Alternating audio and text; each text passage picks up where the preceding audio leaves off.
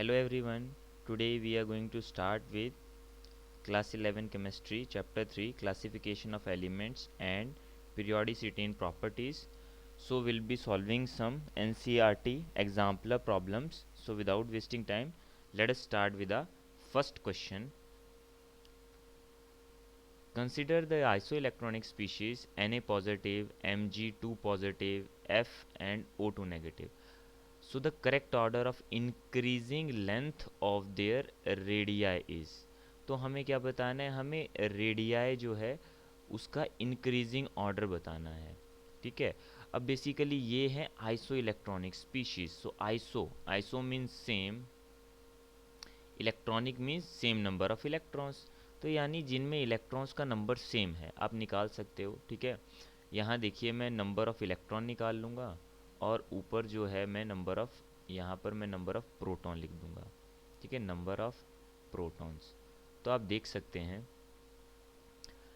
अभी तो प्रोटॉन का नंबर तो आपको पता है कि इनके एटॉमिक नंबर के बराबर होगा। सोडियम के लिए 11 होता है, ठीक है, मैग्नीशियम के लिए 12 होता है, ठीक है, फ्लोरीन का नंबर आपको पता है ये 9 आता है और ऑक्सीजन का एटॉमिक नंबर 8 होता है। तो उसके हिसाब से इनकी नंबर ऑफ प्रोटॉन्स यहाँ पे बन चुके हैं।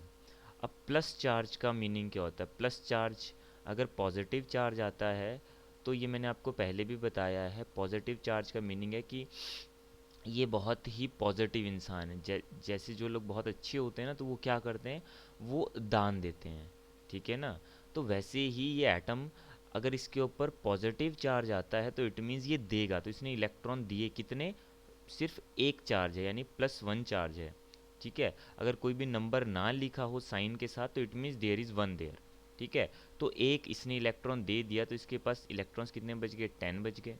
ठीक है, क्योंकि स्टार्टिंग में नंबर ऑफ इलेक्ट्रॉन और नंबर ऑफ प्रोटॉन दोनों ही एटॉमिक नंबर के बराबर ही होते हैं, अगर एटम पे कोई चार्ज ना हो। अगर एटम पे चार्ज है तो पॉजिटिव चार्ज के टाइम पे आपको डोनेट करने हैं इलेक्ट्रॉन, ध्यान रखिएगा। ठीक है, और नेगेटिव नेगेटिव चार्ज को आप ऐसे लेकर चल सकते हैं कि कोई नेगेटिव इंसान है, तो नेगेटिव इंसान का काम क्या होता है कि यहाँ से भी ले ले, वहाँ से भी ले ले। ठीक है, कहने का मतलब क्या है कि वो किसी को बांटना नहीं चाहता, शेयर नहीं करता। ठीक है, तो नेगेटिव का मीनिंग क्या है कि वो एक्सेप्ट करेगा इलेक्ट्रॉन को। तो इसको अगर इस कंसेप्ट से आप समझेंगे तो आपको बड़ी ही इजीली समझ आ जाएगा।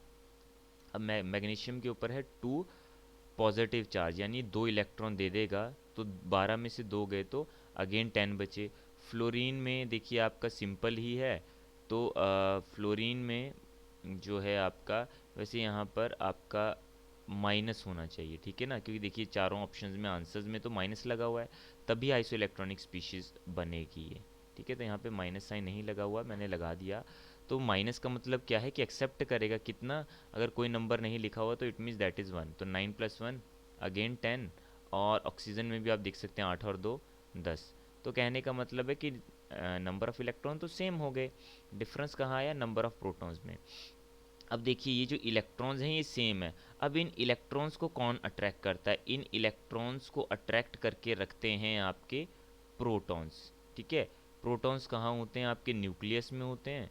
और इलेक्ट्रॉन्स कहाँ होते हैं? दे रिवॉल्व अराउंड द न्यूक्लियस। ठीक है, वो रिवॉल्व करते हैं अराउंड द न्यूक्लियस। तो बेसिकली इनको अट्रैक्ट करके कौन रखते हैं? प्रोटॉन। प्रोटॉन जितने ज़्यादा होंगे उतना ही वो इलेक्ट्रॉन को अच्छे से पकड़ के रखेंगे और उतना ही साइज़ आपका घट जाएगा। ठीक है, तो यानी साइज़ आपका डिक्रीज़ कब होगा? साइज़ डिक्रीज़ होगा अगर आपका जो यहाँ पर है न्यूक्लियर चार्ज बढ़ जाए। और न्यूक्लियर चार्ज ज़्यादा होने का मतलब क्या है कि वहाँ पर नंबर ऑफ़ प्रोटॉन ज़्यादा होंगे। सो नंबर ऑफ़ प्रोटॉन्स मोर। ठीक है, तो अब बस आपको असेंडिंग ऑर्डर में लगाना है, इंक्रीजिंग ऑर्डर में लगाना है। तो जिसके नंबर ऑफ प्रोटॉन सबसे कम है वो सबसे पहले आएगा। तो जैसे ऑक्सीजन O2 नेगेटिव के नंबर ऑफ प्रोटॉन सबसे कम है, तो 8 प्रोटॉन को 10 इलेक्ट्रॉन्स को खींच के रखना है। तो कहने का मतलब क्या है कि ये पहले आएगा, उसके बाद 8 के बाद 9 आएगा, फिर 9 के बाद आएगा 11, फिर 12।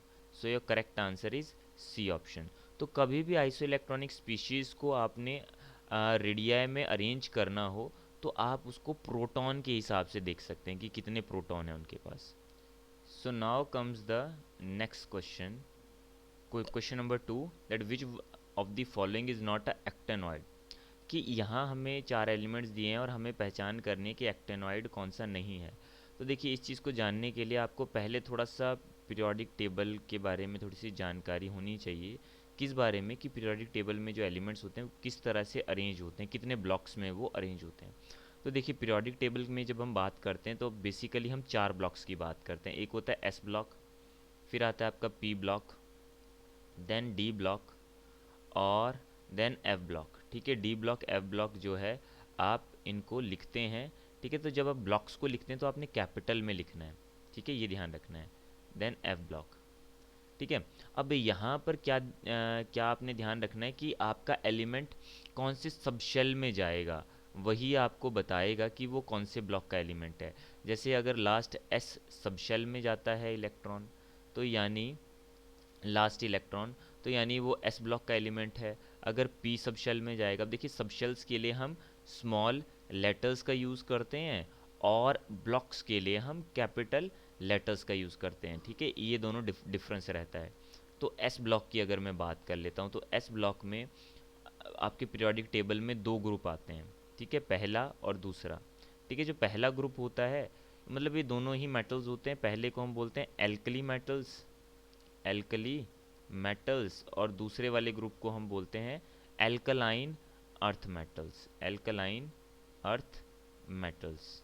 ठीक है, मैं ज़्यादा एलिमेंट्स की डिटेल में नहीं जाऊंगा यहाँ पे, क्योंकि वो ज़्यादा आपको अभी इस क्वेश्चन के लिए उसकी ज़्यादा ज़रूरत नहीं है। उसके बाद हम आते हैं एस के बाद पी में। अब पी में क्या होता है कि पी में आपके 6 ग्रुप आते हैं, 1 2 3 4 5 और 6। ठीक है, इसमें आपका 6 ग्रुप्स होते हैं। इन ग्रुप्स को हम इनकी फैमिली के हिसाब से पढ़ते हैं। जैसे पहला आ गया आपका boron family, then carbon family, then nitrogen family, then oxygen, then fluorine, और ये वाली आपकी फ्लोरीन को तो आप हेलोजन फैमिली भी बोल देते हैं इसको, इसका नाम होता है हेलोजन फैमिली। और ये आखिरी वाली आपकी होती है नोबल गैसेस, इसमें यहाँ नियॉन आता है और इसके ऊपर हीलियम होता है। ठीक है, तो ये आपने थोड़ा सा हल्का सा ध्यान रखना है। अब बेसिकली हमने तो एक्टिनॉइड पे जाना है। एक्टिनॉइड कहाँ आते हैं, अब देख लीजिए कि बीच में पहले डी ब्लॉक आता है। अब डी ब्लॉक को हम ट्रांजिशन एलिमेंट्स भी बोल देते हैं, ट्रांजिशन एलिमेंट्स। इनको ट्रांजिशन एलिमेंट्स क्यों कहा जाता है, क्योंकि एस ब्लॉक से पी ब्लॉक में जाने पर आपको डी से होते हुए जाना पड़ता है ना। देखिए एस से पी में जाएंगे तो डी से होते हुए जाएंगे, तो मतलब ये एक तरह का ट्रांजिशन का काम कर रहा है एस से पी में जाने के लिए। So these are called the transition elements. ठीक है, ट्रांजिशन एलिमेंट्स में अब हम ग्रुप्स में नहीं पढ़ते, बाकियों को तो आपने ग्रुप में पढ़ा। एस ब्लॉक एलिमेंट को स्टडी करने के लिए 2 ग्रुप में, पी ब्लॉक को स्टडी करने के लिए 6 ग्रुप में। बट जब आप डी ब्लॉक को स्टडी करते हो तो आप यहाँ पे टोटल 10 ग्रुप्स होते हैं, बट आपने वो 10 ग्रुप्स नहीं लेने होते, बल्कि हम इन्हें सीरीज़ में पढ़ते हैं। इसकी 4 सीरीज़ होती हैं आपके डी ब्लॉक की। ठीक है, पहले हम बोलते हैं फर्स्ट ट्रांजिशन सीरीज़, फिर आती है सेकेंड ट्रांजिशन सीरीज़, फिर आती है थर्ड, और फिर आती है फोर्थ। ठीक है, तो डी ब्लॉक को हम पढ़ते हैं 4 ट्रांजिशन सीरीज़ में, जिसमें जो आखिरी के 2 ट्रांजिशन सीरीज़ होती हैं, इसमें अंदर में हम क्या पढ़ते हैं, यहाँ पर लेंथेनम और एक्टिनम के बाद जो है आपका यहाँ पर बीच में एलिमेंट्स आते हैं। इनके बाद पूरी की पूरी सीरीज़ होती है, बट वो सीरीज़ हम यहाँ पर कभी बीच में नहीं लगाते। वो इसीलिए नहीं हम लगाते क्योंकि फिर हमारे जो पीरियोडिक टेबल का साइज़ है वो बढ़ जाएगा इस तरफ ना, मतलब हॉरिजॉन्टली वो साइज़ ज़्यादा बड़ा ना हो। तो उसको अवॉइड करने के लिए इन दोनों को हम कहाँ बनाते हैं, इन दोनों को हम जो पीरियोडिक टेबल के नीचे हम अलग से शो करते हैं। ठीक है, अब ये जो 2 सीरीज़ होती हैं ये होती हैं आपके एफ ब्लॉक की। ठीक है, अब बेसिकली एफ ब्लॉक कहाँ आ रहा है, वो डी ब्लॉक के अंदर आ रहा है, तो इसीलिए एफ ब्लॉक को हम इनर ट्रांजिशन एलिमेंट्स भी बोलते हैं, यानी ट्रांजिशन के भी अंदर, ट्रांजिशन के अंदर आ रही हैं तो इनर ट्रांजिशन। ठीक है, इसकी सीरीज़ 2 होती हैं। पहली सीरीज़ को आप बोल देते हैं that is the lanthanoid series. ठीक है, ये आपका लेंथेनम एलिमेंट पे बेस्ड है, क्योंकि इसके बाद आ रहे हैं तो इसको आप बोल देते हैं लेंथेनॉइड सीरीज़। और दूसरे वाला एक्टिनियम के बाद आता है तो इसको हम बोल देते हैं एक्टिनॉइड सीरीज़। ठीक है, तो ये 2 सीरीज़ जो होती हैं, इनमें जो आखिरी एलिमेंट होता है वो आपका एफ सब शेल में डलता है, इसीलिए ये एफ ब्लॉक एलिमेंट का पार्ट है। अब आपको ये ध्यान रखना है इन दोनों में आपको थोड़ा सा ना अब एफ ब्लॉक को भी हम सीरीज़ की फॉर्म में पढ़ते हैं, तो मतलब दो सीरीज़ हैं, एक लेंथेनॉइड सीरीज़, दूसरी एक्टेनॉइड। अब लेंथेनॉइड सीरीज़ में आपको क्या याद रखना है, अटोमिक नंबर, वो आपको लर्न करने पड़ेंगे। 58 से लेकर यहाँ पर 71 तक आते हैं। और एक्टिनॉइड के कहाँ से कहाँ तक आते हैं, दैट इज़ फ्रॉम 90 टू 103। ठीक है, सारे नहीं याद करने, बस इतना याद रखना है भी कहाँ से लेकर कहाँ तक, कहाँ से लेकर कहाँ तक।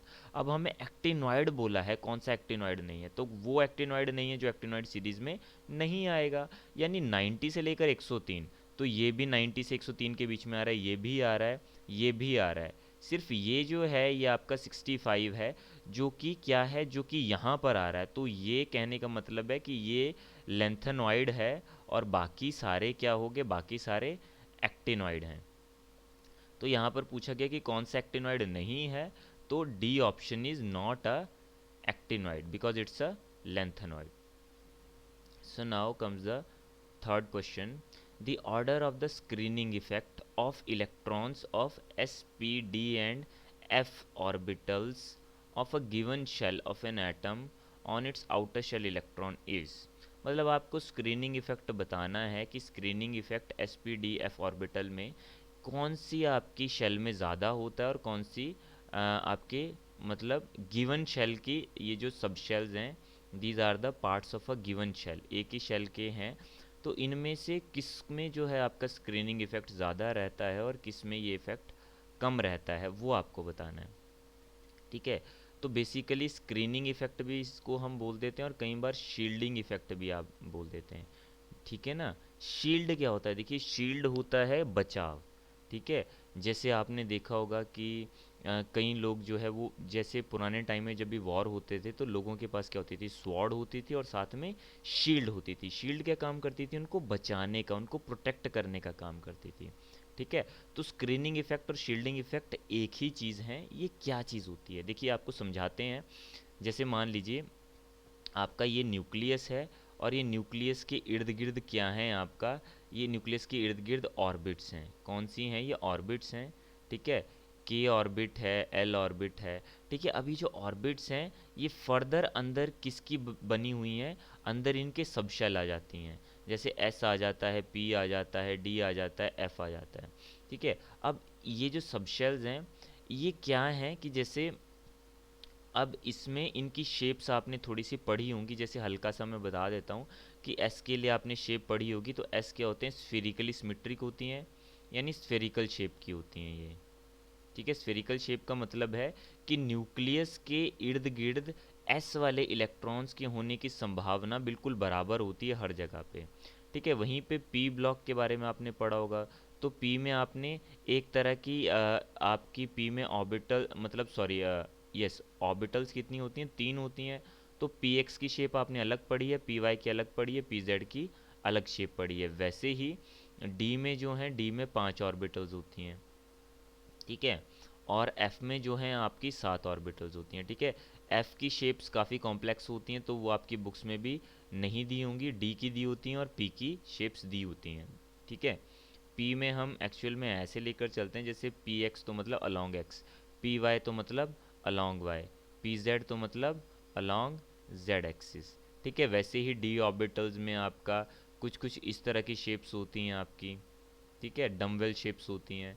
तो कहने का मतलब क्या है कि यहाँ पर कि अगर आपका जैसे मान लीजिए एस के इलेक्ट्रॉन्स हैं, तो वो बहुत ही अच्छे से शील्ड कर पाएंगे, क्योंकि वो स्फेरिकली सिमेट्रिकल शेप के होते हैं, तो वो पूरी तरह से ढक लेंगे। अगर मान लीजिए न्यूक्लियस है, न्यूक्लियस के यहाँ पर कहीं पे एस के इलेक्ट्रॉन्स हैं।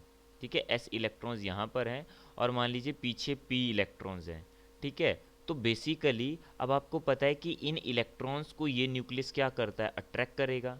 बट अगर बीच में कोई रुकावट आ जाए, बीच में क्या आ गए, एस के इलेक्ट्रॉन आ गए, तो इनको जो है उतना न्यूक्लियर चार्ज नहीं मिल पाएगा यहाँ से, न्यूक्लियस से जितनी अट्रैक्शन इनको मिलनी चाहिए उतनी नहीं मिल पाई है। क्यों, क्योंकि बीच में एस आ चुका है।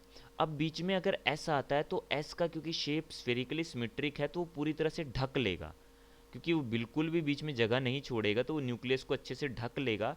तो यानी ये बहुत ही अच्छे से शील्डिंग कर पाएगा। एस सबसे अच्छी शील्डिंग करता है।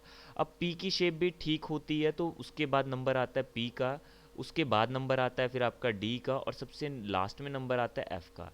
ठीक है, तो यहाँ पर आपको इस कॉन्सेप्ट को समझना है कि शील्डिंग इफेक्ट का मतलब क्या है।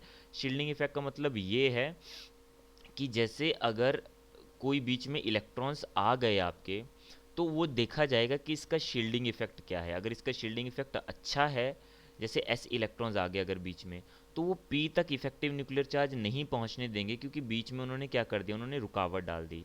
बट अगर डी, अगर मान लीजिए डी या एफ आता है, जैसे मान लीजिए एफ के इलेक्ट्रॉन्स आ गए बीच में, और पीछे मान लीजिए कोई और ऑर्बिटल है, डी ऑर्बिटल है, ठीक है, वो यहाँ पर है, तो बेसिकली जो एफ ऑर्बिटल है वो अच्छे से इलेक्ट्रॉन्स को शील्ड नहीं कर पाता है, क्योंकि उसका शील्डिंग इफेक्ट पुअर होता है। तो यहाँ पर इनका पुअर शील्डिंग इफेक्ट होता है, ये आपने याद रखना है। इसके बेस पे एक क्वेश्चन ज़रूर पूछा जाता है आपको। इनका पुअर शील्डिंग इफेक्ट होता है और इनका स्ट्रॉन्ग शील्डिंग इफेक्ट होता है। ठीक है, strong shielding effect. So your correct answer here is A. So now comes our fourth question. The first ionization enthalpy of sodium, magnesium, aluminium and silicon are in the order. ठीक है, तो हमें क्या निकालना है, हमें इन चारों की आयनाइजेशन इंथैल्पी का ऑर्डर बताना है कि इन चार में से क्या आंसर है। तो इसके लिए आपको सबसे पहले पता होना चाहिए कि आयनाइजेशन इंथैल्पी क्या होती है। ठीक है, कई बार ये आयनाइजेशन इंथैल्पी के नाम से भी आती है, कई बार ये आयनाइजेशन एनर्जी के नाम से भी आता है यही चीज़, और कई बार यही चीज़ आयनाइजेशन पोटेंशियल के नाम से भी दिया जाता है एग्ज़ाम में। तो ये तीनों टर्म्स आपके साइमल्टेनियसली एक ही चीज़ के लिए यूज़ होते हैं। तो मैं जस्ट आयनाइजेशन इंथैल्पी लेकर चल रहा हूँ यहाँ पे। तो आयनाइजेशन इंथैल्पी क्या है? It is the energy required to remove outermost electron, कि सबसे बाहर वाले इलेक्ट्रॉन को निकालने के लिए जो आपकी एनर्जी लगती है उसको हम बोलते हैं आयनाइजेशन इंथैल्पी। अब यहाँ पर कई बार आपको फर्स्ट लिखा होगा, कई बार सेकंड और थर्ड आयनाइजेशन इंथैल्पी के बारे में पूछा जाता है। तो फर्स्ट का मतलब क्या है कि बाहर से सिर्फ एक इलेक्ट्रॉन आप निकाल रहे हैं। सेकेंड आयनाइजेशन इंथैल्पी का मतलब होता है कि एक इलेक्ट्रॉन निकाल चुके हैं, अब दूसरा इलेक्ट्रॉन निकाल रहे हैं। और थर्ड का वही मीनिंग होता है कि तीन इलेक्ट्रॉन निकाले जा रहे हैं।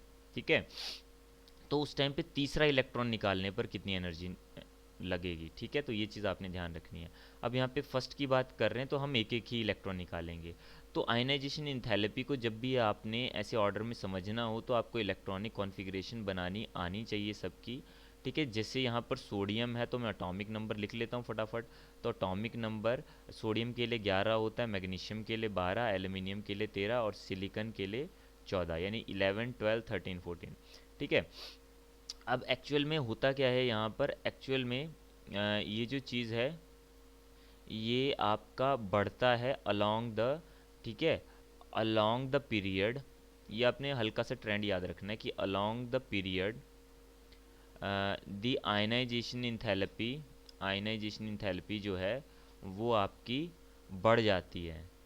Enthalpy increases due to increase in effective nuclear charge, due to increase in the effective nuclear charge. अब मैं आपको एक्सप्लेन करता हूँ ये किस तरह से होता है।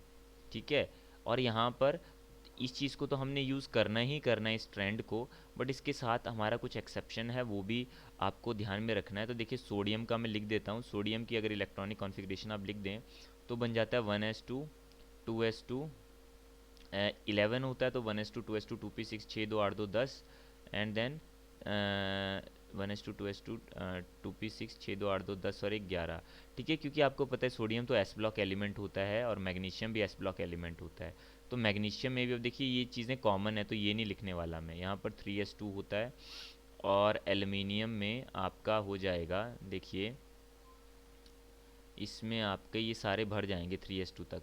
फिर अगला बनेगा 3p, तो 3p1, और सिलिकॉन में आपका 3p2 हो जाएगा। ठीक है, तो सारी चीज़ें सेम ही है आपका। ठीक है, तो बेसिकली अगर इस ट्रेंड की हम बात करें, आम तौर पे ये ट्रेंड फॉलो होता है, तो इसके अकॉर्डिंग आपका जो है वो मैग्नीशियम का सोडियम से ज़्यादा होना चाहिए, और एल्युमिनियम का मैग्नीशियम से ज़्यादा होना चाहिए, और सिलिकॉन का सबसे ज़्यादा होना चाहिए। कि अगर हम अलोंग द पीरियड बात करते हैं तो आयनाइजेशन एंथैल्पी बढ़ती है, क्यों?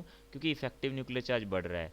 कि आपका सेम ही ऑर्बिट में आप डाल रहे हैं, कौन सी ऑर्बिट होती है, n=3, ठीक है, थर्ड ऑर्बिट में डाल रहे हैं ना आप, तो आप सेम ही ऑर्बिट में डाल रहे हैं, यानी आप m जो है m ऑर्बिट में जो है इलेक्ट्रॉन्स को डाल रहे हैं, ठीक है। तो मतलब ऑर्बिट तो सेम है, बट वहाँ पर जैसे आप अलोंग द पीरियड मूव करते हैं तो वहाँ पर आपका न्यूक्लियर चार्ज बढ़ रहा है, क्यों? क्योंकि नंबर ऑफ प्रोटॉन्स बढ़ रहे हैं, वहाँ पे नंबर ऑफ प्रोटॉन्स इंक्रीजिंग। तो उसकी वजह से आपका क्या हो जाएगा वहाँ पर, कि साइज़ भी घट जाएगा और आपका आयनाइजेशन थेरेपी जो है वो बढ़ जाएगी, ठीक है। बट यहाँ पर एक्सेप्शन रहता है किसका, मैग्नीशियम और एल्युमिनियम में। अब ये एक्सेप्शन क्यों है? क्योंकि यहाँ पर आप देखें तो ये पूरी की पूरी फुली फील्ड है, it is fully field S orbital.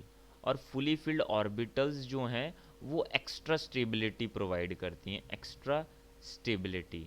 अभी एक्स्ट्रा स्टेबिलिटी जो मैग्नीशियम को मिल गई, इसकी वजह से इसकी आयनाइजेशन इंथैल्पी क्या हो जाती है, बढ़ जाती है, इसकी आयनाइजेशन थेरेपी बढ़ जाती है। तो ये यहाँ पर एक्सेप्शन है जो आपको ध्यान में रखना है। तो इसकी वजह से ये जो ट्रेंड है, ये ट्रेंड ये नहीं रहेगा, इसकी वजह से ट्रेंड आपका चेंज हो जाएगा कि जो मैग्नीशियम है वो एल्युमिनियम से भी ज़्यादा उसकी जो है आयनाइजेशन थेरेपी हो जाएगी। बाकी ट्रेंड आपका सेम है, देखिए बाकी सारा सेम है, बस यहाँ पर एक्सेप्शन आ रहा है इन दोनों में। सो इस एक्सेप्शन को ध्यान में रखते हुए आपका the option A is the correct answer. So now comes our next question. The electronic configuration of gadolinium, that is with the atomic number 64 is.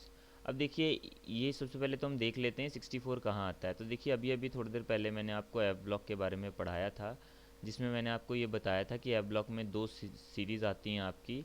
एक तो होती है आपकी एक्टेनॉइड सीरीज़ और दूसरी होती है आपकी लेंथेनॉइड सीरीज़, ठीक है। तो लेंथेनॉइड में आपको मैंने बताया था कि क्या आपको याद करना है, कि आपको ये याद करना था कि 58 से लेकर 71 तक के एटॉमिक नंबर तो लेंथेनॉइड में आते हैं।